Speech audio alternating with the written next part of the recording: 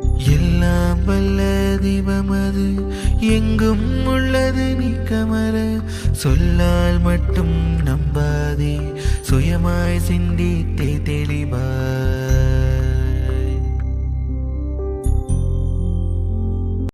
வாழ்க வையகம், வாழ்க வையகம், வாழ்க வளமுடன். குரு வாழ்க, குருவே துணை.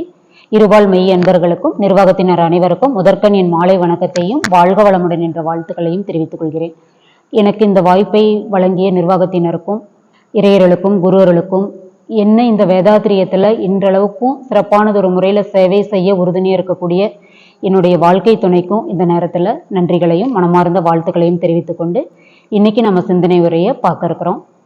இன்னைக்கு நம்ம சிந்திக்க இருக்கிற தலைப்பு வல்லமை தாராயோ. எல்லாத்துக்குமே தெரிஞ்சிருக்கும் இந்த தலைப்பு. நீங்கள் நேற்றுல இருந்து இந்த போஸ்டர்ஸ்ல பார்த்த பிறந்து என்ன நினைச்சிருப்பீங்க, பாரதியாரோட ஒரு கவியில இருக்கிற ஒரு சின்ன கோட் எல்லாத்துக்குமே தெரிஞ்சிருக்கும்.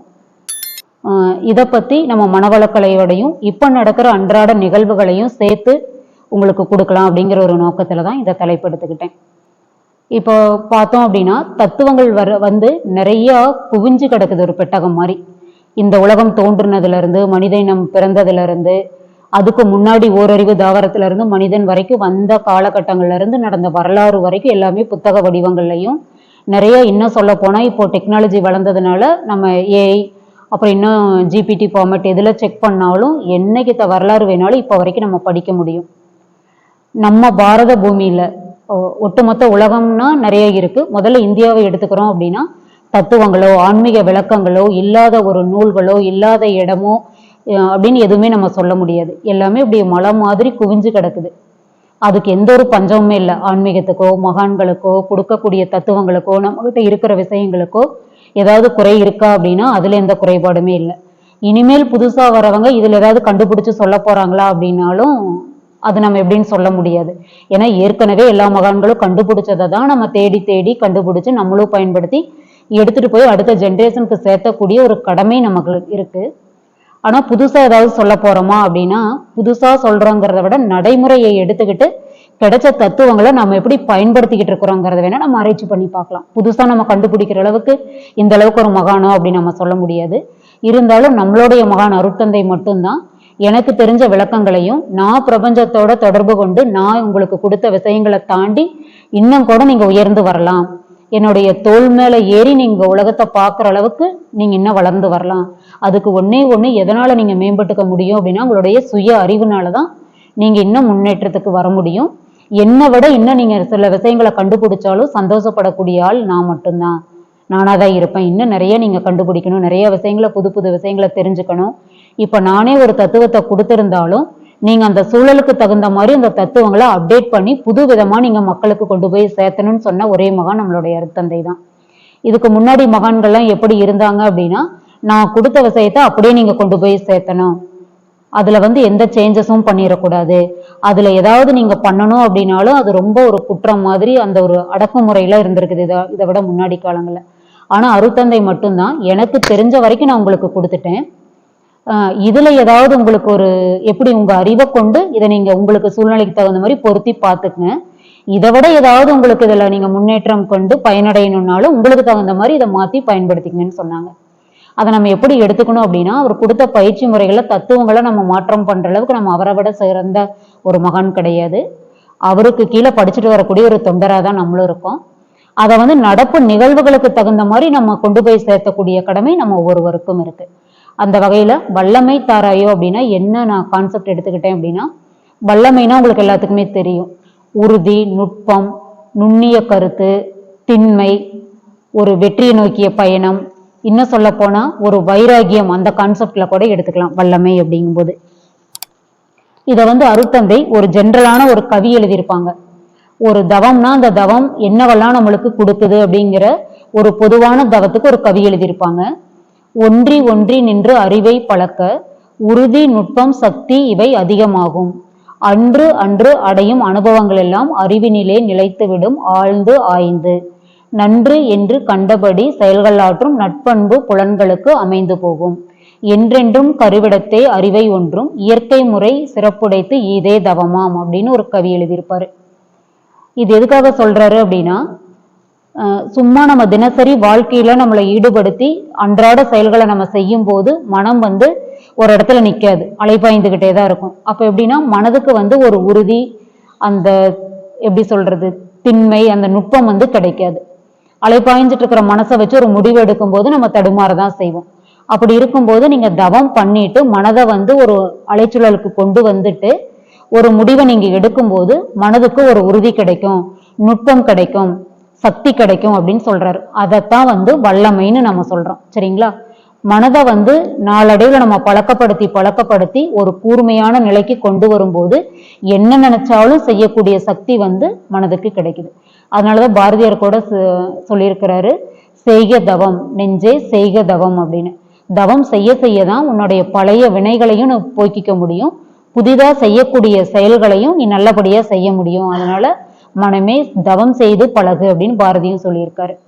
அதே மாதிரிதான் வள்ளுவரும் தவம் செய்வார் தம் கர்மம் செய்வார் மற்றலர் அவம் செய்வார் ஆசை வயப்பட்டு அப்படின்னு சொல்றாரு. எப்படின்னா தவம் செய்வார் தம் கர்மம் செய்வார் அப்படின்னா கர்மம்னா நினைச்சுக்கிறோம் நம்ம எதையோ ஒண்ணு செய்யறது அப்படின்ட்டு. அப்படி இல்லை, நம்ம தினசரி செய்யக்கூடிய செயல்களை தான் கர்மம்னு சொல்றோம். கர்மம் அப்படின்னா செயல்னு எக்ஸாக்டான தமிழ் மீனிங் ஒண்ணு இருக்கு. இப்போ இதைத்தான் இந்த கவியிலையும் அருத்தந்தை சொல்லியிருக்காங்க. இந்த உறுதி, நுட்பம், சக்தி இவை அதிகமாகும் போது என்னாகும் அப்படின்னா அன்றாடம் நம்ம செய்யக்கூடிய செயல்கள் எல்லாம் நன்று என்று கண்டபடி செயல்களாற்றும் நற்பண்பு புலன்களுக்கு அமைந்து போகும்னு சொல்றாரு. ஒரு செயலை செய்யறதுக்கு முன்னாடியே நல்லதா கெட்டதான்னு யோசிச்சு செய்யக்கூடிய திறன் எதுல வரும் அப்படின்னா தவத்துலதான் வரும். அந்த நற்பண்பு புலன்களுக்கு ஆட்டோமேட்டிக்காவே அமைஞ்சு போயிரும்னு சொல்றாரு. எந்த ஒரு செயலை 14 நாள் தொடர்ந்து செஞ்சாலும் அது செல்களுக்குள்ள அப்படியே பதிஞ்சு நாளடைவில் அது பழக்கமா மாறிடும் சொல்றோம் இல்லையா? அது வந்து இது முன்னாடி காலங்கள்ல. இப்ப அறிவியல் முறைப்படி எந்த ஒரு செயலையுமே ஒரு 70 நாள் செய்யணும். ஏன்னா நம்மளுடைய புலன்கள் வந்து அந்த அளவுக்கு வெளி உலகத்தோட தொடர்பு கொண்டு புலன்களுக்கு அடிமையாகி கிடக்குது. இப்ப 14 நாள் செஞ்சாலும் அந்த அளவுக்கு எஃபெக்ட் கிடைக்காது.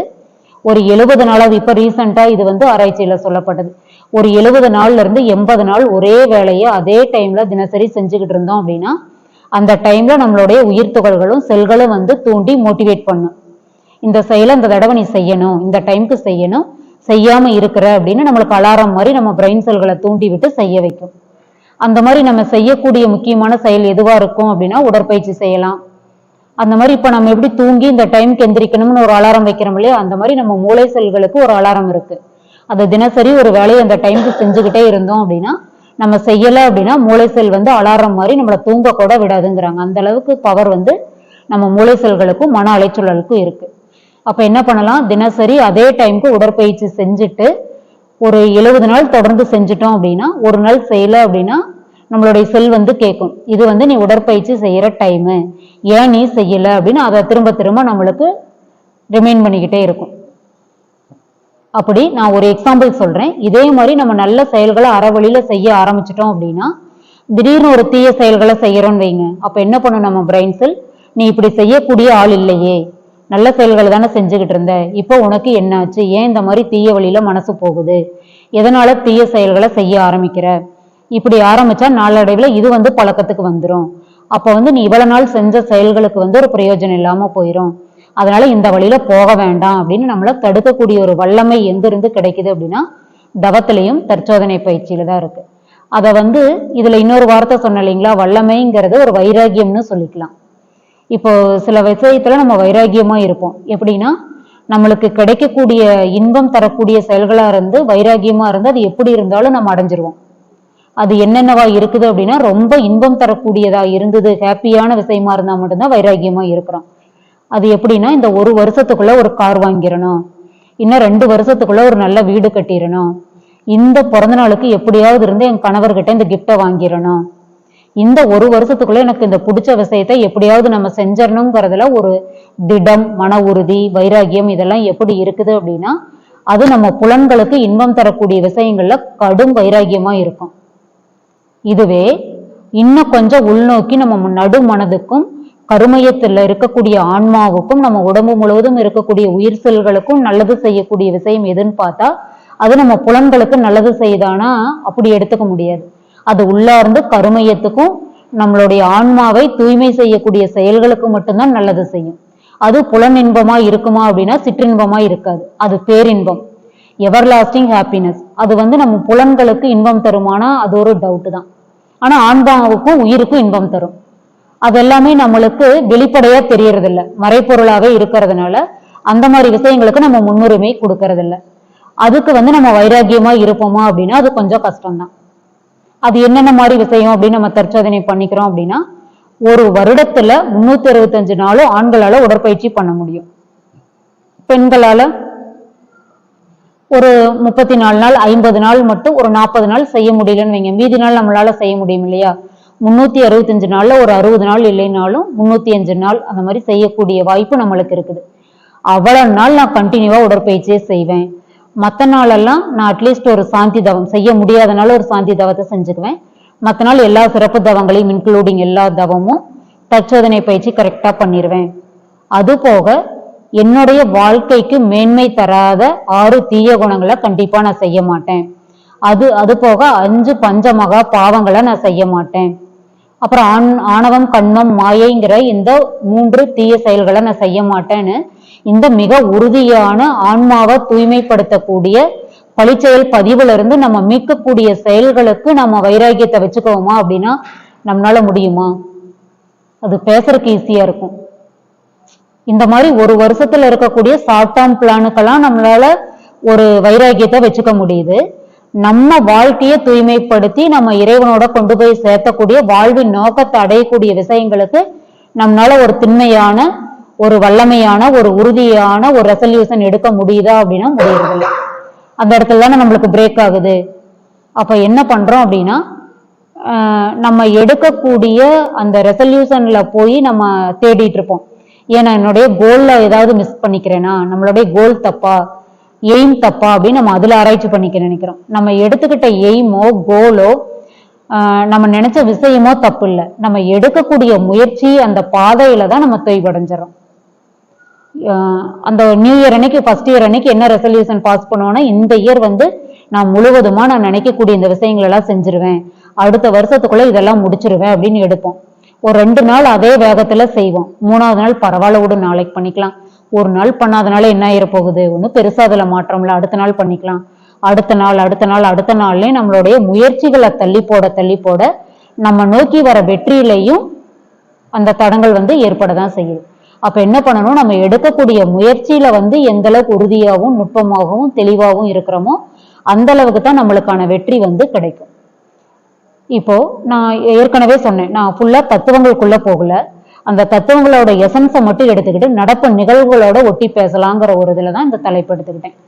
நம்ம ஆரம்பிச்சது லேட்டுனால ஒரு 7 o'clock முடிக்கிறதுக்கு நான் முயற்சி பண்ணிக்கிறேன். இதோட அடுத்த பாகம் இருந்தா கூட இன்னொரு அமர்வுல நம்ம முடிக்கிறதுக்கு ட்ரை பண்ணிக்கலாம். இப்போ இந்த வல்லமை தாராயோ அப்படின்னு எடுத்துக்கிட்டோம் அப்படின்னா, ஒவ்வொரு நாளும் மனிதன் வாழ்றதுக்கு தான் அதிக வல்லமை தேவைப்படுது. இப்ப இருக்கிற சூழ்நிலையில வாழ்றதே ஒரு பெரிய நோக்கமா ஆயிருச்சு. வாழ்றதே சிறப்பா இன்னைக்கு பொழுது 24 மணி நேரத்தை நல்லபடியா வாழ்ந்துட்டோமாவே ஒரு பெரிய செயல்முறை தான் இருக்கு இப்ப நடக்கிற நிகழ்வுல. ஏன்னா நம்ம பாக்குற நியூஸ், நம்ம ஒரு யூடியூப் ஏதாவது ஒரு கிளாஸ்க்கு ப்ரிப்பேர் பண்ணலான்னு எடுத்தா கூட 10% நல்ல நியூஸ் வருதுனாலும் 90% நெகட்டிவான நியூஸ் தானே வருது. அதையெல்லாம் கிராஸ் பண்ணி அதையெல்லாம் கடந்து அதுக்குள்ளையெல்லாம் போகாம அதுல இருந்து விடுபட்டு நம்மள நல்ல செயல்களை ஈடுபடுத்திக்கிறதுக்கு எவ்வளவு மிகப்பெரிய ஒரு வல்லமை நம்மளுக்கு தேவைப்படுது. ஒரு நிமிஷம் பாக்குறோம், ஒரு நோட்ஸ் எடுத்துக்கலாங்கிறக்குள்ள 5-6 ஒரு பாட்டு வருது, ஒரு நியூஸ் வருது, ஒரு ரீல்ஸ் வருது, நம்மள மைண்டை டைவர்ட் பண்றதுக்கான எத்தனை விஷயங்கள் வருது.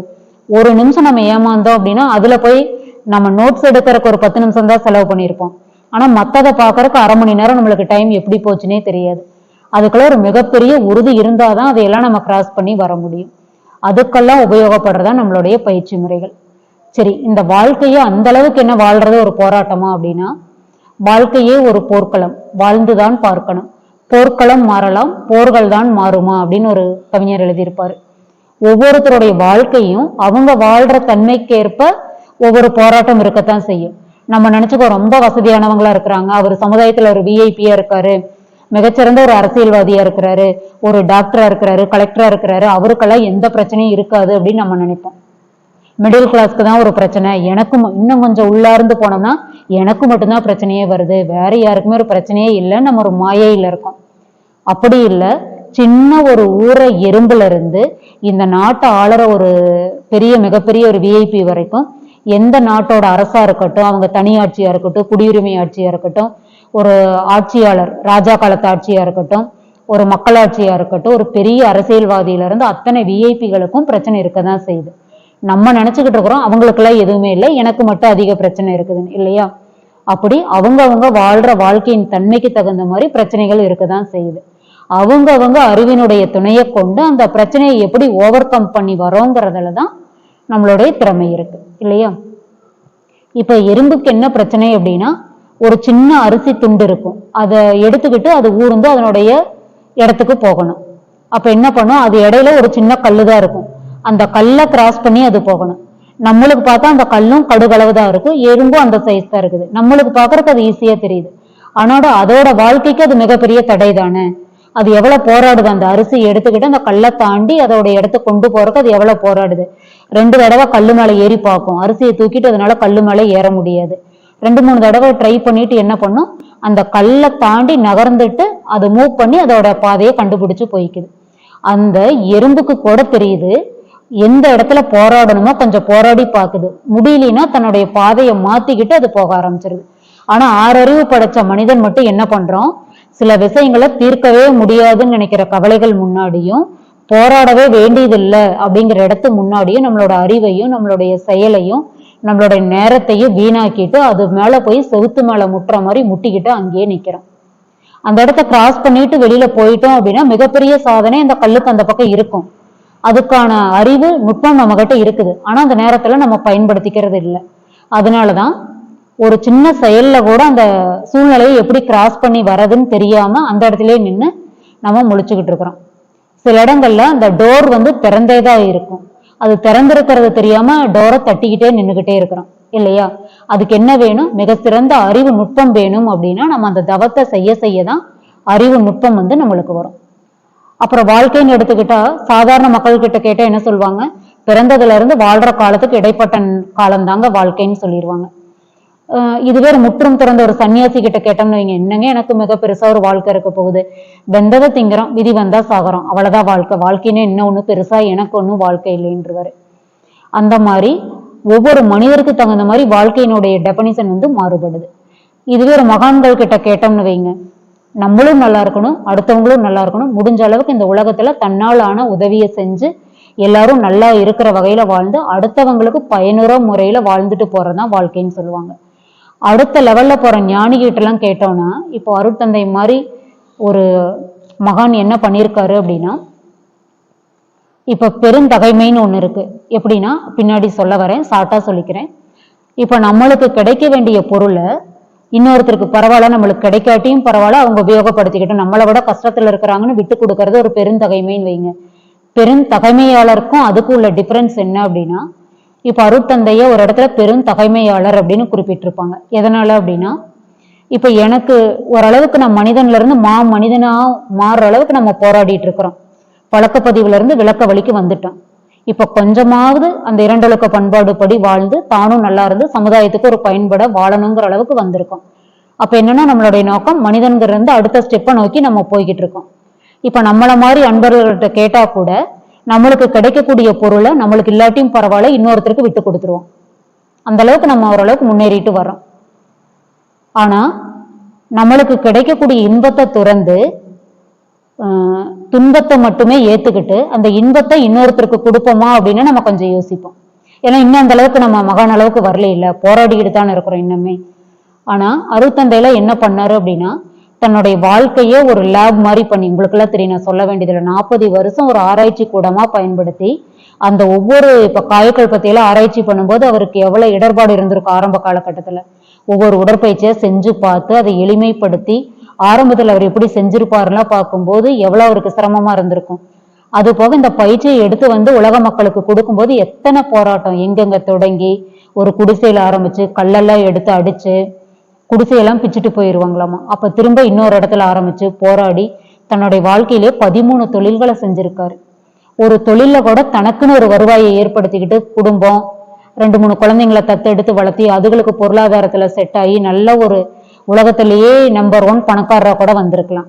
ஆனா அந்த அளவுக்கு ஒரு பொருளாதாரத்துல ஈடுபடுத்திக்கிட்டு தான் மட்டும் முன்னேறணும்னு அவர் நினைக்கலையே. வந்த அத்தனை கஷ்டங்களையும் தான் ஏத்துக்கிட்டு தான் கண்டுபிடிச்ச அத்தனை நல்ல விஷயங்களை மட்டும் மக்களுக்கு, உலக மக்களுக்கு கொடுக்கணும்னு நினைச்சார் இல்லையா? அதனாலதான் அவரை வந்து ஒரு பெருந்தகைமையாளர் அப்படின்னு சொன்னாங்க. அந்த அளவுக்கு மக்களை பிரிச்சு பார்க்கும்போது சாதாரண மனிதர், ஒரு மனிதனா வர்றவங்க, அடுத்தது மகான்கள்னு பார்க்கும்போது வாழ்க்கையினுடைய நோக்கமே மாறுபாடு இருந்தது அவங்களுக்குள்ள. இந்த மாதிரி மகான்கள்லாம் கண்டுபிடிச்ச வாழ்க்கை நோக்கத்தினாலதான் நம்மளுக்கு அந்த நோக்கம் இன்ன வரைக்கும் தெரிஞ்சிருக்குது. எப்படின்னா, இந்த உலகம் தோன்றுனதுல இருந்து காரணமா இருக்கக்கூடிய பிரபஞ்சம்னு சொல்லக்கூடிய அந்த ஆல்மைட்டி சுத்தவெளி தான் நமக்குள்ள அறிவாக இருக்குது. அந்த அறிவு தான் ஓரறிவு தாவரத்திலிருந்து 6வது அறிவு மனிதனா வந்திருக்கு. அதே அறிவு தான் எனக்குள்ள இருக்கிற அந்த அறிவுங்கிறதான் உயிரா இயங்கிக்கிட்டு இருக்குது. அதே உயிர் தான் அனைத்து உயிர்களிடத்திலும் இருக்குது, அனைத்து மனிதர்களிடத்திலும் இருக்குதுன்னு தெரிஞ்சுக்கிறது தான் மிகப்பெரிய வாழ்வினுடைய நோக்கம். அது தெரிஞ்சிருச்சு அப்படின்னா தான் இறை உணர்வை அடைய முடியும். இறை உணர்வு வந்தாதான் தன்னுயிர் போல் பிற உயிர்களையும் நேசிக்க முடியும். அந்த நேசிக்க முடியறவங்க தான் கடைசி காலத்துல இறைவனோட போய் ஐக்கியமாக முடியும். இப்போ இந்த உலக நல வேட்புல எழுதியிருப்பார்ல, வாழ்த்து பாட்டுல கூட, உலகில் உள்ள பொறுப்புடைய தலைவரெல்லாம் உயிரறிவை உள்ளுணர்வாய் பெறுதல் வேண்டும் எழுதினார்ல. ஏன் வந்து அந்த அறிவுல கூட உலகத்துல இருக்கிற பொருட்களை பத்தி மட்டும் அவங்க உணர்ந்திருந்தா கூட போதும். இப்ப அப்படிதான் ஆயிடுச்சு. யாருமே உயிரறிவை வந்து உள்ளுணர்வா உணரலையே. இப்ப வர நியூஸ்ல பாத்தீங்கன்னா, இந்த போர்ல இத்தனை ஆப்போசிட் கண்ட்ரியில வந்து இவ்வளவு மனிதர்கள் அழிஞ்சிட்டாங்கன்னா அதை ரொம்ப போல்டா போட்டுக்கிறாங்க. அதே தன்னுடைய நாட்டினுடைய 2 போர் விமானம் சேதம் அடைஞ்சது இல்லையா? அந்த சேதம் அடைஞ்ச விமானத்தை ஒரு பிளாஸ் நியூஸ்ல ட்ராலிங்ல காட்டிக்கிட்டே இருக்கிறாங்க. ஸ்கிராலிங்ல போய்கிட்டே இருக்குது.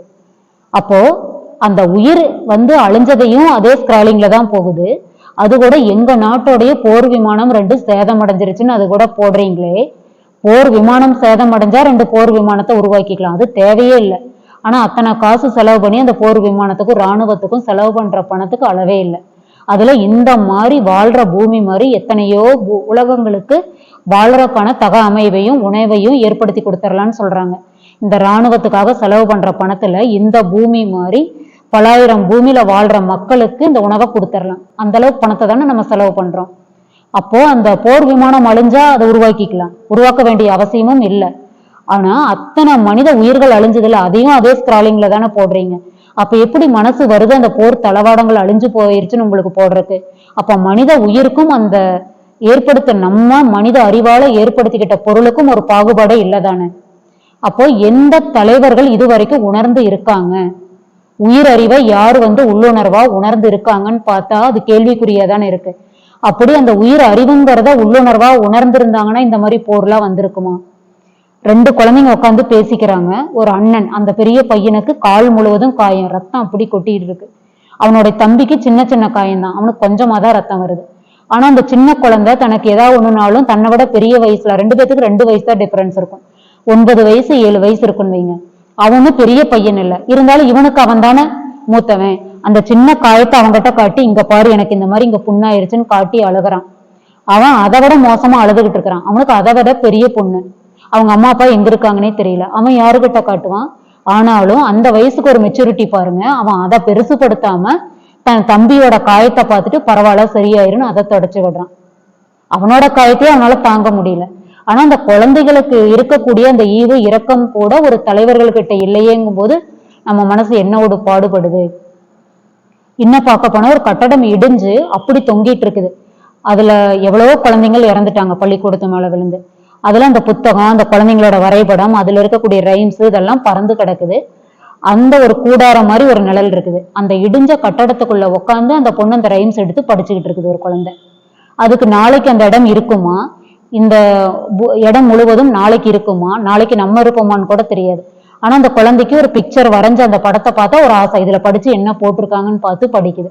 அந்த குழந்தைகள் என்ன பாவம் பண்ணுச்சு அந்த இடத்துல? ஒரு இந்த பிரபஞ்சத்திலே தோன்றுனா கடைசி மலர் மனிதன் தான் அருத்தந்தை சொல்றாரு. இதுக்கு மேல சிறப்பான ஒரு இயக்கம் தோன்றுமா அப்படின்னா இல்லை. அந்த அளவுக்கு எல்லா சிறப்பு இயக்கங்களையும் பெற்றவன் தானே மனிதன். அப்போ மனிதனுடைய மனம் இன்றைய காலகட்டங்கள்ல எந்த அளவுக்கு இருக்குதுன்னு ஆராய்ச்சிக்கு எடுத்து பார்த்துக்கிட்டோம்னா இந்த மாதிரிதான் இருக்கு. அந்த குண்டு போடுற ஒரு விமானம் வருது, அந்த குழந்தைங்க வந்து ஒரு ஏரோப்ளேன் போகுதுன்னா இன்னமே நம்ம கூட அண்ணாந்து தானே பாக்குறோம். அந்த குழந்தைங்க அதை அண்ணாந்து பார்த்து கை காட்டுது. அதுல யாரோ போறாங்க, தெரிஞ்சவங்க போறாங்கன்னு நினைச்சு கை காட்டுது. ஆனா அது போர் விமானம்ங்கிறது கூட அந்த குழந்தைகளுக்கு தெரியல. அப்படிப்பட்ட அந்த பிஞ்சுகள் மேல கூட அந்த குண்டை வீசுது. அது ஆளில்லா விமானம் தானே, போர்க்கப்பல்கள் அந்த மாதிரி இருக்கு. வீசுது. அந்த இடிஞ்சு போன அந்த கட்டடத்துக்குள்ள அந்த ஊஞ்சல்கள் வந்து உடையாம இருக்குது. அந்த ஊஞ்சல்ல உட்காந்து 5-6 குழந்தைங்க ஊஞ்சல் ஆடி விளையாடுது. அப்போ மனித நேயம் இன்றளவு எந்த அளவுக்கு இருக்குதுன்னு நம்ம பார்த்து இதைத்தான் நம்ம தற்சோதனைக்கு எடுத்துக்கணும். அப்போ அருட்தந்தை என்ன சொல்றாங்க அப்படின்னா, இந்த போரெல்லாம் நடக்குது இல்லையா, ஒரு கதை எழுதியிருக்கிறாங்க பாருங்க. உடலில் சிறு காயமோ உறுப்புகளில் அடியோ ஒருவருக்கு ஏற்பட்டால் உடன்வாழ்வோர் எல்லாம் கடலுலகில் படும் துன்பம் காண்கின்றோம். போரில் கணக்கின்றி கனப்பொழுதில் மக்கள் மடிகின்றார். மேலும் உறுப்புகள் பல இழந்தும் படமுடியா துயரோடு பருவுடலில் உறுப்பு பல இழந்தும் பதைத்து துன்பமுற காண்கின்றோம். நடந்து செல்லும் பிணங்கள் அல்ல நாம், இவற்றை பார்த்து தேர்ந்து நலம் செய்யாதிருக்க அப்படின்னு சொல்றாரு. இத்தனையும் நம்ம டிவியில பாக்குறோம், நியூஸ்ல கேட்கிறோம், இதெல்லாம் பாக்குறோம். இதையெல்லாம் பார்க்கும்போது உறுப்புகள் பல இழந்து, உயிரே போயிருச்சுன்னா கூட தெரியாது, ஆன் த ஸ்பாட்ல அவனுக்கு எதுவுமே தெரியாது. ஆனா ஒரு சிலர் உடல்ல நிறைய உறுப்புகளை இழந்து வாழ்றது எவ்வளவு பெரிய கொடுமை, அது எவ்வளவு பெரிய துன்பம்.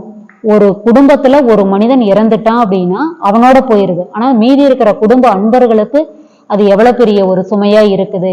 இந்த துன்பத்தை எல்லாம் பார்த்துட்டு நடந்து செல்லும் பிணங்கள் அல்ல நாம், இவற்றை பார்த்து நலம் செய்யாதிருக்க அப்படின்னு கேட்கிறாரு. அப்போ நம்ம நடந்து செல்லும் பிணங்களா நம்மளுக்குள்ளேயும் ஒரு உயிர் இருக்குது, அறிவு இருக்குது, நம்மளுக்கும் இன்ப துன்பம் எல்லா உணர்வும் இருக்குது. அப்ப இதை பார்த்து எப்படி நம்ம கிராஸ் பண்ணி நம்மளால போக முடியுது அப்படின்னு கேட்கிறாரு. இதற்கு பெயர் தானே உயிர் உணர்வு.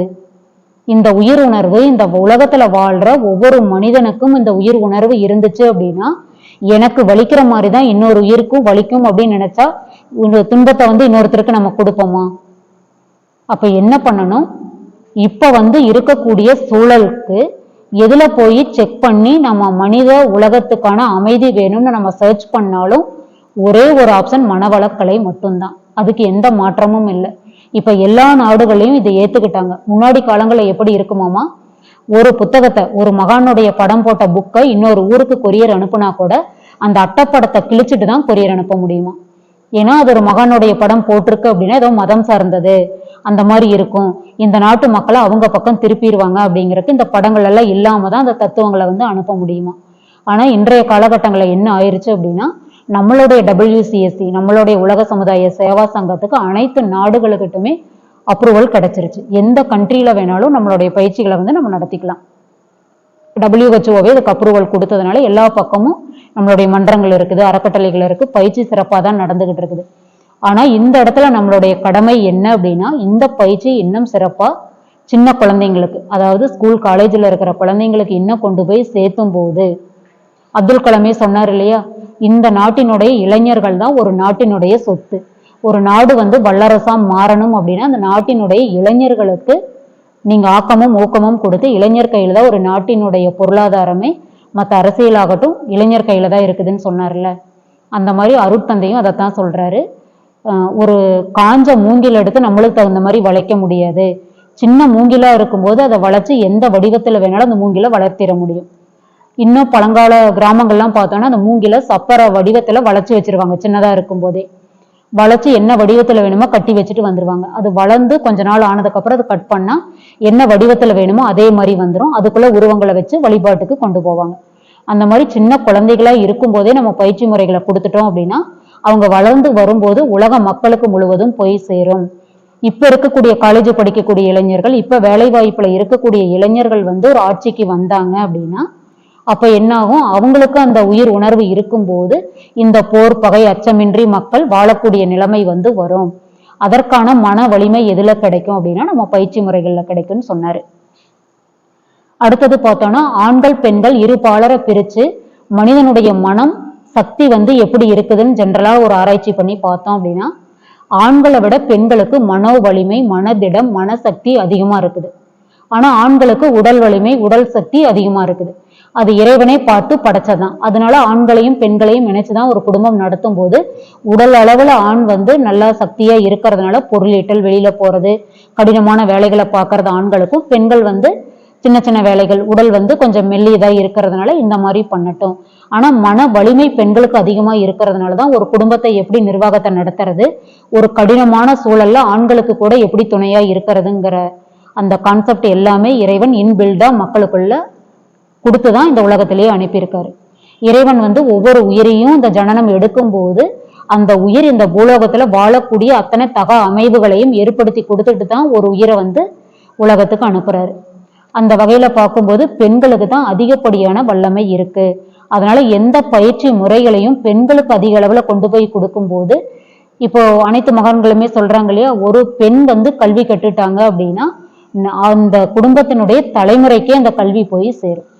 ஏன்னா ஆண்கள் நிறைய படிச்சிருப்பாங்க, பட்டம் வாங்கியிருப்பாங்க, துறையிலேயே சிறந்து விளங்கினாலும் தன்னுடைய குழந்தைகளுக்கும் அடுத்த தலைமுறைக்கும் அந்த கல்வி கொண்டு போய் சேர்த்துறதுல கொஞ்சம் சிரமம் இருக்கும். ஏன்னா அவங்க பொருளாதார ரீதியாகவும் சமுதாயத்தில் அதிக அளவு அவங்களை ஈடுபடுத்திக்கிறதுனால குடும்பத்தோட செயல்பாட்டோட ஈடுபட டைம் கம்மியா தான் இருக்கும். இதே ஒரு பெண்கள் வந்து அந்த கல்வியை அடுத்தடுத்த தலைமுறைக்கு கொண்டு போய் சேர்த்த முடியுது. அதனால அந்த மனவள கலைங்கிற ஒரு பொக்கிஷத்தை அத்தனை பெண்களுக்கும் நம்ம கொண்டு போய் கொடுக்கும்போது அடுத்தடுத்த தலைமுறையினருக்கு ஈஸியா கொண்டு போய் நம்ம சேர்த்த முடியும். அடுத்தது பார்த்தோம்னா, இந்த தவமும் தற்சோதனை பயிற்சியினால மனவளக்கலை பயிற்சியினுடைய 4 அங்கங்கள் நம்மளுக்கு தெரியும். தவம், தற்சோதனை, குணநலப்பேரு, முழுமை பேருங்கிறது தெரியும். இது இந்த பயிற்சியில நம்ம அகத்தாய்விலேயே எல்லாமே நம்மளுக்கு சொல்லி கொடுத்துருப்பாங்க. அடுத்தது இந்த தவத்தினால, இந்த மனவளக்கலையினாலையும் தவத்தினாலையும் நம்ம உடலுக்கும் உள்ளத்துக்கும் கிடைக்கக்கூடிய 3 வளர் நிலைகள் என்னென்னு பார்த்தோம்னா, மன விரிவு பெறுதல், இயற்கை விதி அறிதல், எண்ணம் சொல் செயலில விழிப்பு நிலை. இது 3மே நம்மளுக்கு கிடைக்குது. இது நம்மளுக்கே தெரியும்.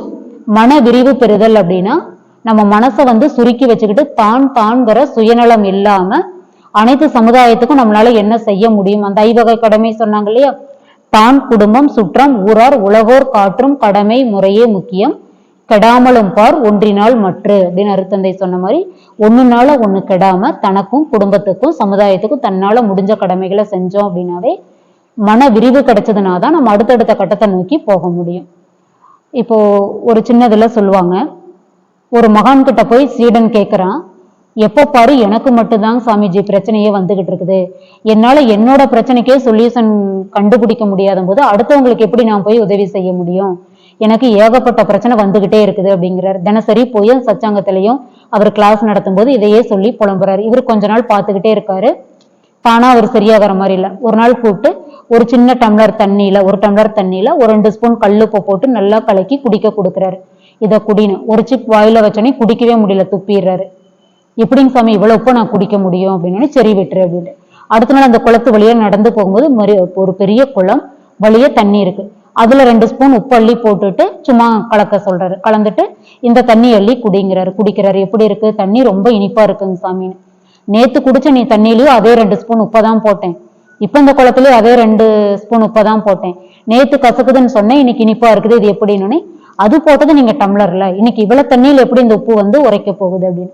அதே மாதிரிதான் உன் மனசை இன்னும் இந்த டம்ளர் அளவுக்கே வச்சுக்கிட்டு இருக்கிற, பறந்து விரிஞ்சு அந்த குளத்தளவுக்கு உன் மனசை மாத்திக்கிட்ட அப்படின்னா உனக்கு மட்டும்தான் துன்பம்ங்கிற அந்த இது கான்செப்ட் போயிடும். உன்னை விட அந்த மனித குலத்துல எத்தனையோ பேர் துன்பப்படுறவங்க, உனக்கும் கீழே இருக்கிறவங்க ஏகப்பட்ட அன்பர்கள் இருக்காங்க, அவங்களுக்கெல்லாம் உதவி செய்யணும்னு உன்னுடைய மனப்பான்மையை நீ வளர்த்திக்கிட்ட அப்படின்னா ஆட்டோமேட்டிக்கா உன்னோட மனம் வந்து விரிவு நிலைக்கு வந்துடும். அதான் விஸ்டம்னு சொல்லக்கூடிய அறிவு விரிந்த நிலை. அதுல இருந்து ஒவ்வொரு செயலையும் நம்ம பார்க்கும்போது, செய்யும் போது, நினைக்கும் போது தனக்கு மட்டும் இல்லாம அனைத்து உயிர்களுக்கும் இன்பம் தரக்கூடிய செயல்களை தான் நம்ம செய்ய ஆரம்பிப்போம். அடுத்தது பார்த்தோம்னா இயற்கை விதி அறிதல். இப்போ நடக்கக்கூடிய இத்தனை பிரச்சனைக்கு காரணம் என்ன அப்படின்னா அந்த செயல் விளைவு நீதி, இயற்கை சட்டம், பிரபஞ்ச நீதி, கூறுதல் அறம்னு சொல்லக்கூடிய அந்த பிரபஞ்ச சட்டத்தை செயல் விளைவு நீதியை உணராததுனால தானே இத்தனை துன்பங்கள் நடக்குது.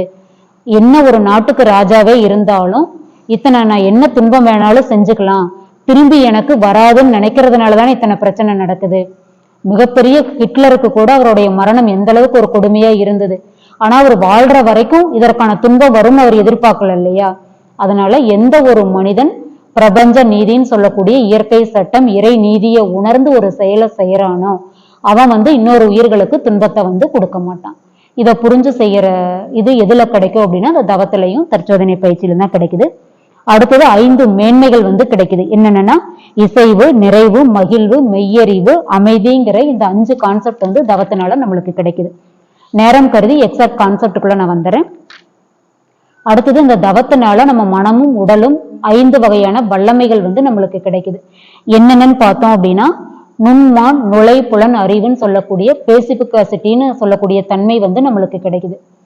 இந்த தவமெல்லாம் செஞ்சு நம்ம மனதை திண்மையா வச்சுக்கிட்டோம், உறுதியா வச்சுக்கிட்டோம் அப்படின்னா அது நுண்மான் நுழை புலன் அறிவுங்கிற பேசிபிகாசிட்டி நம்மளுக்கு கிடைக்குது. அது மற்றவங்களுக்கும் இந்த மனதிடத்துக்கும் என்ன டிஃபரன்ஷியேட் அப்படின்னா, நம்மளுக்கு ஒரு பிரச்சனை வருது அப்படின்னா அந்த பிரச்சனைக்குள்ள இருந்தே நம்ம அதை பார்க்க நினைச்சிருப்போம் இவ்வளவு காலமும். இந்த தவம் செஞ்சு இந்த நுண் அறிவு நம்மளுக்கு வந்துருச்சு அப்படின்னா அந்த பிரச்சனையை நம்மளை விட்டு கொஞ்சம் தள்ளி வச்சு பார்க்க ஆரம்பிச்சோம் அப்படின்னா தான் அந்த பிரச்சனைக்கான தீர்வை நம்ம கண்டுபிடிக்க முடியும். ஒரு பழைய படத்துல நாகேஷ் சொல்லியிருப்பாரு, ஒரு பிரச்சனை கவலை தான் ஒரு சின்ன கல்லா எடுத்துக்கிட்டோம் அப்படின்னா ஒரு சிறு கல்லு தான், கடுகு சைஸ் ஒரு கல் எடுத்து நம்ம கண் இமைக்கிட்ட கண் கரு விழிக்கிட்ட வச்சு பார்த்தோம் அப்படின்னா அந்த கல் நம்ம பார்வையவே மறைச்சிரும். அதே இவ்வளவு பெரிய கல்லை கூட இவ்வளவு தூரத்துல வச்சு பார்த்தோம் அப்படின்னா நம்ம பார்வைக்கு விசன் தூரப்படுத்தி காட்டும் போது சின்னதா தான் தெரியுது. ஒரு மலையை கூட 1 கிலோமீட்டர் அந்த பக்கம் நின்று பார்க்கும்போது மலையே சின்னதா தானே நம்மளுக்கு தெரியுது.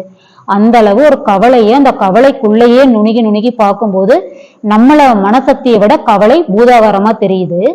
அந்த நுண்மான் நுழை புலன் அறிவை வச்சு அந்த கவலையை நம்மளை விட்டு வெளியில வச்சு ஒரு 3வது மனிதனா சிந்திக்கும் போது அந்த கவலைக்கானவும் அல்ல பிரச்சனைக்கான தீர்வு நம்ம கையிலேயே கிடைக்குது.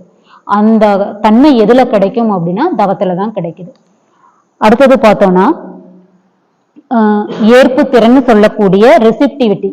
அது ஆஸ் இட் இஸ், ஒரு சூழ்நிலைய அப்படிதான் நடந்துருச்சு, இதுக்கு வேற எதுவும் வழி இல்லை, நடந்ததை நினைச்சே நம்ம வருத்தப்பட்டோம்னா இந்த ஆன் த ஸ்பாட்டை நம்ம மிஸ் பண்றோம். அதனால ஏற்பு திறன் எப்படி வளரும் நம்மளுக்கு அப்படின்னா, மிகப்பெரிய சோகம் கூட ஒரு மனித வாழ்க்கையில நடக்கலாம், அதுல இருந்து நம்ம வெளியில வரவே முடியாது, கொஞ்சம் டைம் எடுக்கும்.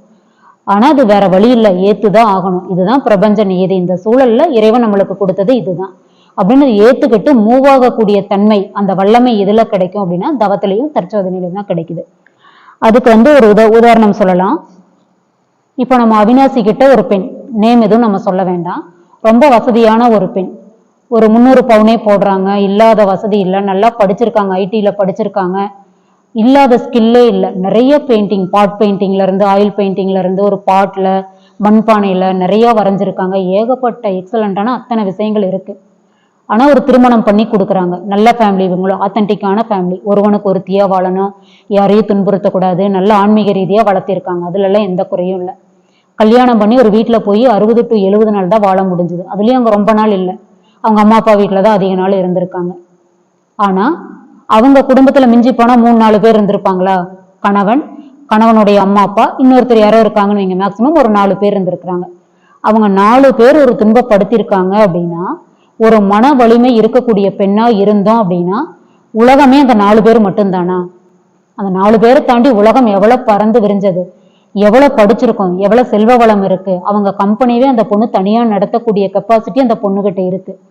ஆனா அந்த பொண்ணுடைய மைண்டு அந்த 4 பேர் நம்மளுக்கு சப்போர்ட்டிவா இல்லை அப்படின்னு சொன்னோன்னையும் அந்த உயிரை மாற்றிக்கக்கூடிய ஒரு சக்தி ஒரு பெண் கிட்ட வருது. ஆனா ஒரு நெகட்டிவா ஒரு முடிவை எடுக்கிறதுக்கான சக்தி ஒரு செகண்ட்ல வந்துருது. அதை விட அதிகமான வல்லமை எதுக்கு தேவைப்படுது அப்படின்னா வாழ்றதுக்கு தான் அதை விட அதிகப்படியான சக்தி தேவைப்படுது. ஒரு நிமிஷத்துல ஒரு நெகட்டிவான முடிவு எடுக்கிறதுக்கு ஒரு 2 ஃபிராக்ஷன்ஸ் ஆஃப் செகண்ட் கூட ஆகாது. ஆனா வாழ்றதுக்கு எவ்வளவு பெரிய தைரியம் இப்ப தேவைப்படுது. அந்த பொண்ணு பார்த்து நினைச்சிருந்தா அவங்க 4 பேர் மட்டும் என்னோட வாழ்க்கை இல்லை, அவங்கள விட்டுட்டு இன்னொரு வாழ்க்கை ஏற்படுத்திக்காத அவங்களுடைய மனம் சார்ந்தது, அது கூட வேண்டான்னு வைங்க. இப்ப ஒரு என்டர்பிரனர்ஷிப் மாதிரி சொந்தமா ஒரு தொழில் தொடங்கி ஒரு 500 பெண்களுக்கு ஒரு வேலை வாய்ப்பை ஏற்படுத்தி கொடுத்துருக்கலாம். அந்த பெண்ணுக்கு ஒரு குழந்தை பெற்றெடுக்கணும்னு ஒரு ஆசை இருந்திருக்குது, பரவாயில்ல, ஒரு 500 குழந்தைங்களை தத்தெடுத்து ஒரு ஆசிரமமே நடத்திருக்கலாம், அந்த அளவுக்கு வசதி இருக்கு. நிறைய பெண் தொழில் முனைவோர்களுக்கு வேலை வாய்ப்பை ஏற்படுத்தி கொடுத்துருக்கலாம். எத்தனையோ பேர் வாழவே வழி இல்லாதவங்களுக்கு அந்த அறிவையும் அந்த செல்வத்தையும் பயன்படுத்தி இந்த சமுதாயத்துக்கு எத்தனை நல்ல விஷயங்களை கொடுத்துருக்கலாம். அதற்கப்புறம் அவங்க அம்மா அப்பா இவ்வளவு செல்வ வளம் இருக்கு, இவ்வளவு படிப்பை கொடுத்தோம், இவ்வளவு கல்வியை கொடுத்தோம், இவ்வளவு பொருள் வளங்களை கொடுத்தோம்னு சொல்ற ஒவ்வொரு பெற்றோருமே அந்த குழந்தைக்கு தேவையான மனோதிடத்தையும் தைரியத்தையும் ஏற்படுத்தி கொடுக்க தவறிட்டாங்களா இல்லையா? சப்போஸ் அந்த பொண்ணு மனவளக்கலையை படிச்சிருந்து ஒரு தவம் சிறப்பா பண்ணியிருந்து தினம் தற்சோதனை பண்ணக்கூடிய பெண்ணா இருந்தா அந்த இடத்துல உயிரை மாச்சிருப்பாங்களா? பண்றதுக்கு வாய்ப்பே இருந்திருக்காது. கண்டிப்பா தற்சோதனை பண்ணி பார்த்திருப்பாங்க, இந்த உயிரை நாம மாச்சுக்கிறதுக்கு எந்த ஒரு அதிகாரமும் இறைவன் எனக்கு கொடுக்கவில்லை, இறைவன் கொடுத்த உயிரை எந்த ஒரு செகண்டும் இன்னொரு மனிதனால இன்னொரு உயிரை படைக்கவே முடியாது, இந்த உயிரை நான் போக்கிக்கிறதுக்கான எனக்கு எந்த ரைட்ஸும் கிடையாது, கஷ்டங்கள் வரத்தான் செய்யும், அதுல இருந்து நான் ஓவர் கம் பண்ணி வருவேங்கிற மனோதிடம் அந்த பெண்ணுக்கு இருந்திருந்தா அந்த உயிர் போயிருக்காது இல்ல. அந்த போனதுனால இப்ப எவ்வளவு விளைவை அவங்க குடும்பங்கள் வந்து சந்திக்கிறாங்க. அதனால செயல் வினைவை உணர்றதுக்கு கூடிய தன்மை எதுல கிடைக்கும் அப்படின்னா அந்த தவத்தினாலதான் அந்த வல்லமை வந்து கிடைக்குது. அடுத்தது பார்த்தோம்னா தக அமைதல்னு சொல்லக்கூடிய அடாப்டபிலிட்டி வந்து தவத்துல தான் கிடைக்குது. அந்த தக அமைதல் அப்படின்னா என்னங்கிறதுனா சூழ்நிலைக்கு தகுந்த மாதிரி தன்னை பொருத்தி பார்த்துக்கிறது. இப்போ ஒரு சூழல் இருக்கு, நானா இப்படித்தான் இருப்பேன், இந்த இடத்துல எனக்கு இந்தந்த ஃபெசிலிட்டி எல்லாம் இருந்தாதான் நான் இருப்பேங்கிறத விட, ஒரு குடிசையா இருந்தாலும் நம்மளால வாழ தெரியணும், ஒரு மாளிகையா இருந்தாலும் வாழ தெரியணும். சந்தோஷம் வந்தாலும் ஓவரா ஆடிடக்கூடாது, துன்பம் வந்தாலும் தோண்டு போயிடக்கூடாது. அந்த சூழ்நிலையை எப்படி நம்ம பக்குவமா கையாண்டு தக அமைவுனா அந்த சூழ்நிலைக்கு தகுந்த மாதிரி நம்மளை மேட்ச் பண்ணிக்கிறோங்கிற கெப்பாசிட்டி எதுல வரும் அப்படின்னா தவத்துலதான் வரும். இதுக்கு என்ன சொல்லலாம் அப்படின்னா, அன்னை தெரசா வந்து ஒரு இடத்துல ஒரு தொண்டுக்காக குழந்தைங்களுக்காக அமௌண்ட் கலெக்ட் பண்ண போயிருக்கிறாங்க. ஒரு பெரிய சூப்பர் மார்க்கெட் மாதிரி ஒரு நிறுவனம். தினசரி போறாங்க. அவங்க ஒரு வாரமாட்டம் அவர் எதுவுமே கொடுக்கல. ஆனாலும் மனம் தளராம போறாங்க. கை நீட்டி என் குழந்தைகளுக்காக ஏதாவது கொடுங்க அப்படின்னோடனே அவர் ரொம்ப டென்த்தான, உனக்கு இதே வேலையாயிருச்சுமா அப்படின்ட்டு எச்சில காரி அந்த கையில வந்து உமிழ்ந்துடுறாரு. அப்போ ஒரு செகண்ட் கூட வேற ஒருத்தரா இருந்தா எவ்வளவு ஒரு கோவம் வந்திருக்கும். ஒண்ணு கோவம் வரும், அந்த இடத்த விட்டாவது போயிடுவோம். அவங்க இதை நீங்க எனக்கு கொடுத்த வெகுமதியா எடுத்துக்கிறேன், என்னோட குழந்தைங்களுக்கு என்ன தரீங்கன்னு கேட்டாங்க.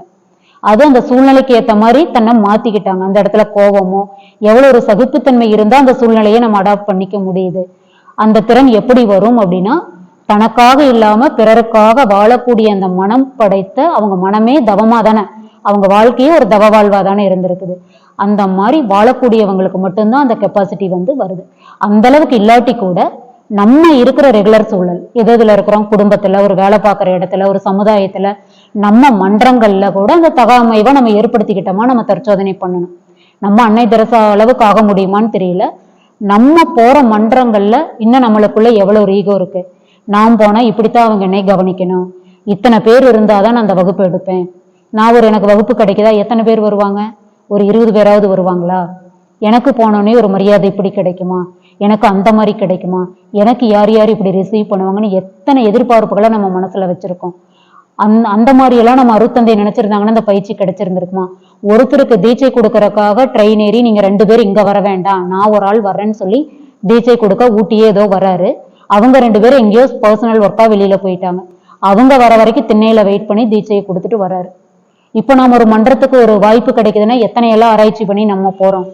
ஒரு மன்றத்துல வந்து ஒரு சின்ன வேலை செய்யறதுக்கு கூட எவ்வளவு யோசிக்கிறோம். அந்த மாதிரி எல்லாம் இருந்தா இந்த மகான்கள் அந்த பயிற்சி நம்மளுக்கு கொடுத்திருக்க முடியுமா. அந்த மாதிரி சூழல் எதுவாயினும் அந்த சூழல்ல தன்னை பொருத்திக்கிட்டு யார் ஒருவர் சேவையை செய்யறாங்களோ அவங்களாலதான் அந்த சமுதாயத்திலையும் ஒட்டு உதவியும் வாழக்கூடிய திறமை வந்து கிடைக்கும். அது எதுல இருந்து கிடைக்கும்னா தவத்து மூலம்தான் கிடைக்கக்கூடிய தகைமை தான் இந்த ஏற்பு திறன். தகாமைதல்ல இன்னொன்னு சொல்லலாம், இந்த ஏற்பு திறனுக்கும் தகாமைதலுக்கும் இதை சொல்லியே ஆகணும். இது வந்து பெண்களுக்கு வந்து கொஞ்சம் அதிக அளவு வரணும். ஆண்களுக்கு வந்து ஒரு இயல்பாகவே கொஞ்சம் சூழ்நிலைகளை அவங்க அதிக அளவு மேட்ச் பண்ணி இருந்துக்கிறாங்க. எந்த சூழ்நிலைனாலும் வேற வழி இல்லை, மனைவிக்காக குழந்தைகளுக்காக அவங்க இந்த ஏற்பு திறன் இருக்குது. பெண்கள் வந்து இப்ப வர்ற காலங்கள்ல என்ன ஆகுது அப்படின்னா கொஞ்சம் சொபஸ்டிகேட்டட், எங்க அம்மா வீடு மாதிரி இல்லை, இங்க மாதிரி இல்லை, எனக்கு அங்க மாதிரி இங்க இல்லைன்னு என்ன பண்ணி பாத்துக்கிறோம்னா நம்ம கம்பேரிட்டிவிட்டி ஜாஸ்தி வருது. அப்படி இல்லாம இந்த ஏற்பு திறனும் தகாமைதலும் அதிக அளவு பெண்களுக்கு வந்து இன்னும் நம்ம வளர்த்துக்கணும். இதுக்கு என்ன காரணம் அப்படின்னா, முன்னாடி இருந்த பெண்கள் ஒவ்வொன்றையும் போராடி பெற்றாங்க. இப்ப வந்து எதுவுமே நம்ம போராடல, ஈஸியா எல்லாமே கிடைச்சறதுனால அதோட வேல்யூ வந்து நம்மளுக்கு ஜாஸ்தி தெரியறது இல்லை. இதுக்கு ஒண்ணு சொல்லலாம், எப்படின்னா ஒரு பிளேயர், ஒரு பொண்ணு, அந்த பொண்ணு என்னன்னா வாலிபால் பிளேயரு, அவங்க பேரு வந்து அருணிமா சின்ஹாங்கிற ஒரு பொண்ணு. அந்த பொண்ணு உத்தரப்பிரதேச சேர்ந்த பொண்ணு. வாலிபால் வந்து நல்லா விளையாடுவாங்க. அவங்களுக்கு வந்து இந்த ஒரு நாட்டினுடைய பாதுகாப்பு படையில சேரணுங்கிற ஒரு ஆசை இருக்கு. இந்த ஸ்போர்ட்ஸ்ல இருக்கிறவங்க எக்ஸாம் எழுதுனா அவங்களுக்கு கோட்டாவில் சீக்கிரம் கிடைச்சிரும். அந்த மூலமா ஒரு கோட்டாவில் ஒரு எக்ஸாம் மூலமா அவங்க அந்த எக்ஸாமுக்கு டிராவல் பண்றாங்க. உத்தரப்பிரதேசல இருந்து டெல்லிக்கு போற ட்ரெயின்ல போறாங்க. நைட் டைம் போறதுனால 1 மணி அந்த மாதிரி இருக்கும். செயின் போட்டிருக்காங்க. அந்த ட்ரெயின்ல போகும்போது 4 பசங்க அந்த செயினை பறிக்கிறதுக்காக அவங்களோட போராடி, இந்த பொண்ணு நல்லா வாலிபால் பிளேயர், அவங்களோட ரொம்ப போராடி சண்டை போடுறாங்க. 2 பேர்த்துக்கு நடக்கிற சண்டையில அந்த பொண்ணோட உடம்பு ரொம்ப டேமேஜ் ஆகி அவங்க துணிகள்லாம் பிடிச்சி கிழிச்சு ரொம்ப அடிச்சு அந்த பொண்ணை ரொம்ப இது பண்ணிடுறாங்க. ரொம்ப நேரம் நடந்த சண்டையில அந்த ட்ரெயினுடைய கதவு கிட்ட கொண்டு வந்து அந்த பொண்ணை கீழே தள்ளி விட்டுறாங்க. ஓடுற ட்ரெயின்ல இருந்து விழுந்ததுனால அந்த தண்டவாளத்துல விழுந்து முதுகு தண்டு முழுவதும் டேமேஜ் ஆயிருது. காலும் 2 காலும் கஜ கஜன்னு எலும்புகள்லாம் வெளியில வர்ற அளவுக்கு எலும்பெல்லாம் வெளியில துருத்திட்டு வந்துருது. ட்ரெயின் மூவ் ஆனதுக்கு அப்புறம் அந்த பொண்ணு ஏன்னா ஒரு பிளேயரா இருக்கிறதுனால கொஞ்சம் மன உறுதி அதிகமா இருக்கு. கால்லாம் தொட்டு பார்த்தா இடது கால் உணர்வே இல்லை, வலது கால எலும்பெல்லாம் வெளியில நீட்டிட்டு இருக்கு. அந்த வழியோடய எந்திரிச்சு நம்ம இடத்த கிராஸ் பண்ணிடலாம், இன்னொரு ட்ரெயின் வந்தா உயிர் போயிருங்கிறக்காக எந்திரிச்சு கொஞ்சம் தண்டவாளத்து வரைக்கும் வர்றாங்க. இங்க இருந்து இவ்வளவு ஸ்டெப் கடக்கறதுக்குள்ளே ரொம்ப டைம் எடுக்குது. அதுக்குள்ள இன்னொரு ட்ரெயின் வந்து மோதிட்டு போயிருது. அடிச்சு தூக்கி அடிச்சதுல முதுகுத்தண்டு வடம் ஃபுல்லா டேமேஜ் ஆயிருது. 1 மணில இருந்து காலையில விடிகிற வரைக்கும் அந்த தண்டவாளத்து மேலேயே கிடக்குறாங்க. நாய்கள்லாம் வந்து அந்த ரத்த வாசத்துக்கு கிட்ட வருது. மயக்கமானா உயிர் போயிரும், ரத்தம் போயிருங்கிறக்காக அந்த பொண்ணு தன்னை ரெக்கவர் பண்ணிக்கிறக்காக கல் எடுத்து அந்த நாயை அடிச்சுக்கிட்டே இருக்கிறாங்க. அப்பவாவது நம்ம முழிச்சிருப்போம் அப்படிங்கறக்காக. அப்படியே போராடி போராடி யாருமே காப்பாத்துறதுக்கு வரல, ஏன்னா அது ஒரு மெயினான ஏரியால நடுவழி. அப்புறம் இந்த நியூஸ் எல்லாம் தெரிஞ்சு அடுத்த ட்ரெயின்ல போறவங்க எல்லாம் பார்த்து சொல்லி காலையில 3 மணிக்காட்ட விழுந்த பொண்ணை ஈவினிங் 5 மணிக்கு வந்து ரெஸ்கியூ பண்றாங்க. அது வரைக்கும் அந்த வலியோடையும் வேதனையோடையும் அந்த தண்டவாளத்து மேலேயே அந்த பெண் கிடக்குறாங்க. பக்கத்துல இருக்கிற ஒரு 2 கிலோமீட்டர் ஒரு ஹாஸ்பிட்டலுக்கு அந்த பொண்ணை கொண்டு போய் அட்மிட் பண்றாங்க. அது ஒரு சின்ன ஹாஸ்பிட்டல் தான். டாக்டர் சொல்றாரு உடனே ஆப்ரேட் பண்ணா ஒரு காலாவது தப்பிச்சுக்கலாம், இன்னொரு 4-5 மணி நேரம் ஆனா 2 காலையும் எடுக்க வேண்டியது வரும் அப்படின்னு சொல்றது இந்த பொண்ணு அரை மயக்கத்துல கேட்கறாங்க. சரி ஆப்ரேஷன் பண்ணிருங்கன்னு சொல்றாங்க. அனஸ்தீசியா வந்து இல்ல, எப்படி ஆப்ரேட் பண்ண முடியும்னா, நான் வந்து நேத்து விடிய காலம் 3 மணில இருந்து இன்னைக்கு சாயந்தரம் 5 மணி வரைக்கும் படாத வலி வேதனை இல்ல, அதை விட ஒன்றும் அந்த ஆப்ரேஷன் எனக்கு பெரிய வலியை கொடுக்க போறதில்ல, அனஸ்தீசியா இல்லாமே எனக்கு அதை சர்ஜரியை பண்ணிருங்கன்னு சொல்றாங்க. அனஸ்தீசியா இல்லாமே ஒரு காலை வெட்டியும் எடுத்துடுறாங்க. அன்னைக்கு சாயந்தரம் தான் அனஸ்தீசியா வருது. அதை கொடுத்ததுக்கு அப்புறம் 3 நாள் கண்டினியூவா மயக்கத்துல நல்லா தூங்கி ரெஸ்ட் எடுக்கிறாங்க. எந்திரிச்சதுக்கு அப்புறம் ஒரு காலில் ஃபுல்லா பிளேட் வச்சு அந்த சேதம் அடைஞ்ச காலை பிளேட் வச்சு ரெடி பண்ணிடுறாங்க. முதுகு எலும்பு முழுவதும் பிளேட் வச்சு சர்ஜரி எல்லாம் முடிஞ்சிருது. ஒரு கால் பாதி வரைக்கும் தான் துண்டான வாக்குல இருக்கு. மயக்க தெளிஞ்சு எல்லாம் பார்த்து தான் வந்து இந்த பாதுகாப்பு படையில போக வேண்டியங்கிற எக்ஸாம் எழுத முடியல. கனவு முழுவதுமா சேதம் அடைஞ்சிருச்சு. இனிமேல் நான் வாழ்க்கையில என்ன பண்ண போறேன்னு நினைச்சு அழுதுகிட்டு இருக்கிற சூழல அந்த பெண்ணோட தாய்மாமா வர்றாரு. வந்து பார்த்துட்டு பரவாயில்ல உயிராவது நீ பிழைச்சியே அப்படின்னு சொல்லிட்டு, சரி இனிமேல் நீ விளையாட முடியாதுல்ல, விளையாடாட்டி பரவாயில்ல, மலையேறதானே உன்னோட விருப்பம், எவரெஸ்ட் ஏறணும்னு உன்னுடைய சாதனை நீ நினைச்சல்ல, அதை வந்து நீ ஏறலாம் அப்படிங்கிறாரு. இந்த பொண்ணு எப்படிடா காலையிலேயே இனிமேல் எப்படி எவரெஸ்ட் ஏறணும் அப்படின்னு சொன்னோனையும் அவர் ஒரே வார்த்தை சொல்லிட்டு போறாரு, எவரெஸ்ட் சிகரம் ஏறதுக்கு 2 கால் தேவையில்லை அப்படின்ட்டு அந்த ரூமை விட்டு போயிடுறாரு. 2011 இந்த இன்சிடென்ட் நடக்குது.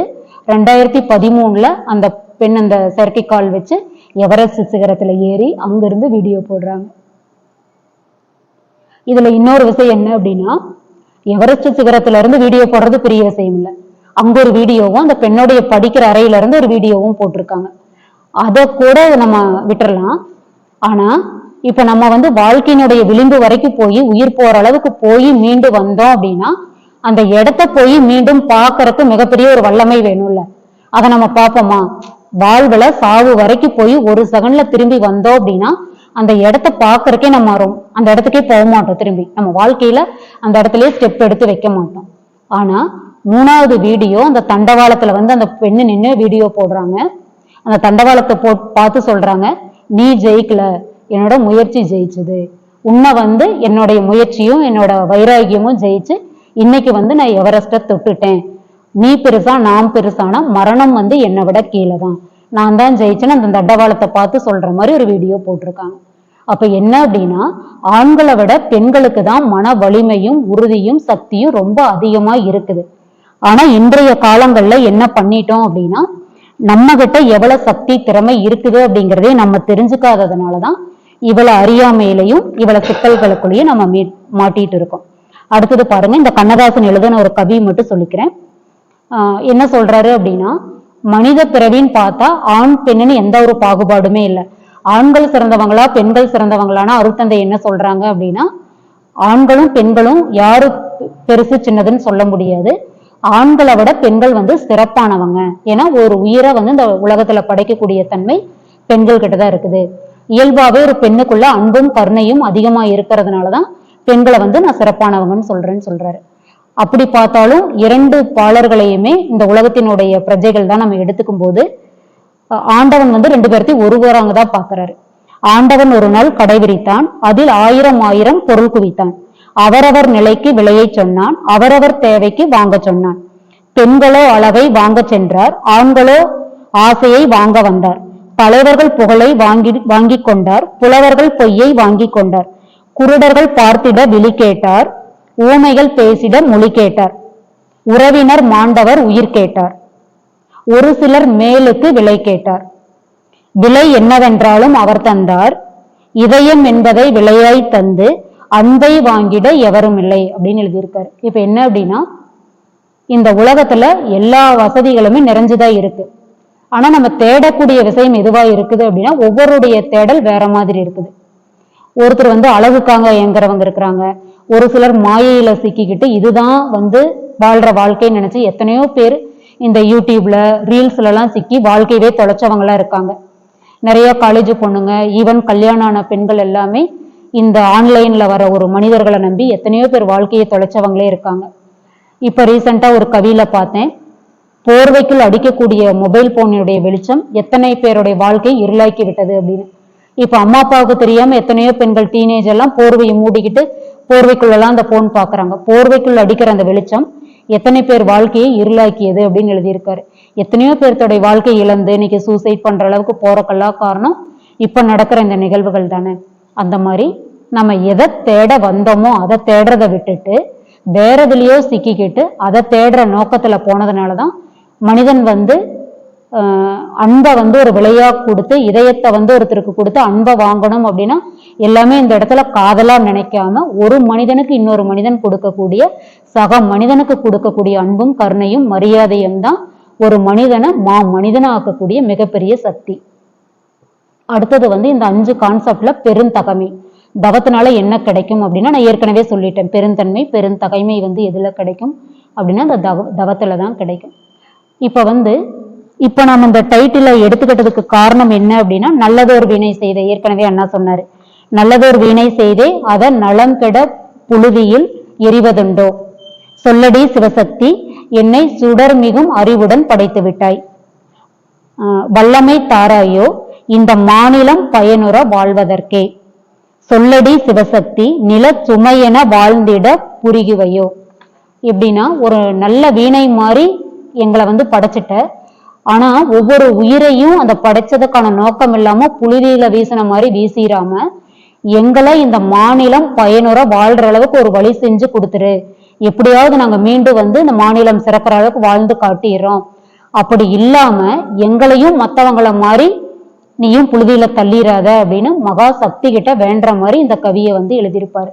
அதன்படி வாழ்ந்து தானும் பயன்பெற வாழ்ந்து அடுத்தவங்களுக்கும் பயன்பெற வகையில வாழணும் அப்படின்னா மிகப்பெரிய சக்தியான இந்த தகமைன்னு சொல்லக்கூடிய வைராகியம் ஒவ்வொரு மனிதனுக்கும் தேவை.